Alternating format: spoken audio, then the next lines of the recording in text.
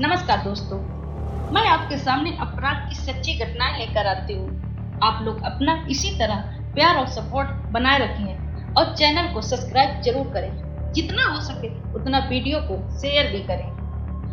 आप लोगों ने अक्सर एक शब्द सुना होगा कि प्यार अंधा होता है। इसी प्यार की अंधी दौड़ में एक लड़की इस कदर बहक गई कि उसने इतना खौफनाक अपराध कर डाला जिसे सुनकर आपका दिल दहल जाएगा।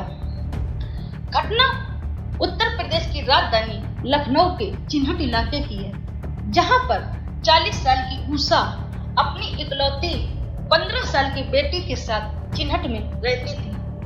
पति योगेंद्र की 12 साल पहले मौत हो गई थी। उषा ऑडिट भवन में हाउसकीपिंग का काम करती थी।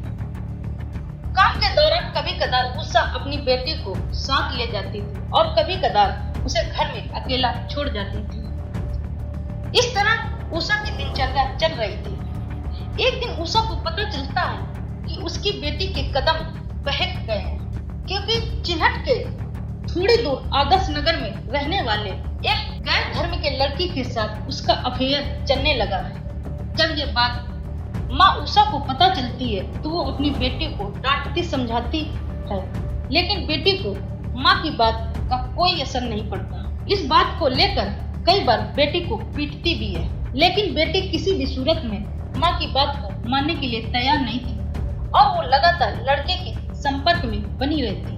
हर हाल में उस लड़के के साथ शादी भी करना चाहती, लेकिन माँ को ये बात बिल्कुल मंजूर नहीं थी कि बेटी गैर धर्म में जाकर शादी करे। बात ज्यादा हद से बढ़ गई।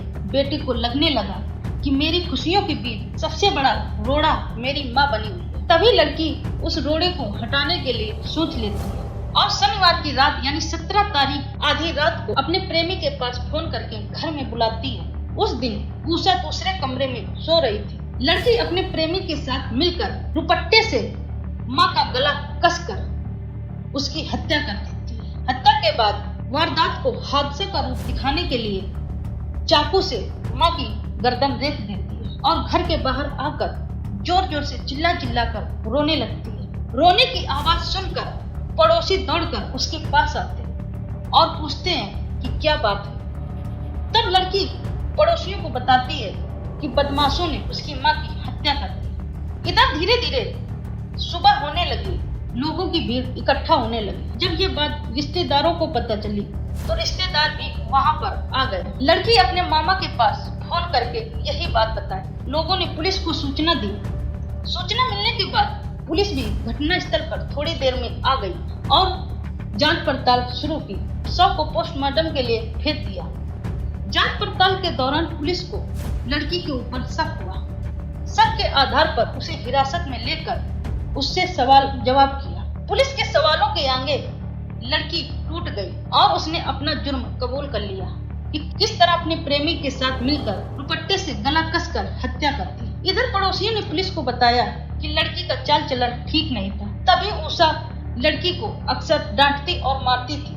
लड़की का मामा पुलिस को बताया कि 2024 यानी पिछले साल इसी लड़के के साथ मेरी भांजी भाग गई थी। बहन उषा ने इस लड़के के खिलाफ मुकदमा दर्ज कराया था, जिसमें से लड़के को जेल हुई थी। जेल से छूटने के बाद लड़का फिर से मेरी भांजी के संपर्क में आ गया और दोनों अक्सर मेरी बहन को धमकी देते थे कि तुम्हारी वजह से हम दोनों अलग हुए थे। मेरी बहन ने कई बार मुझे बताया कि लड़के ने मुझे धमकी दी है कि तेरी वजह से मुझे जेल जाना पड़ा था, मैं तुझे जिंदा नहीं छोड़ूंगा। पुलिस जांच पड़ताल के बाद मृतक की बेटी के साथ प्रेमी को भी हिरासत में ले लिया गया, लेकिन प्रेमी हत्या के बाद भागने की कोशिश की थी।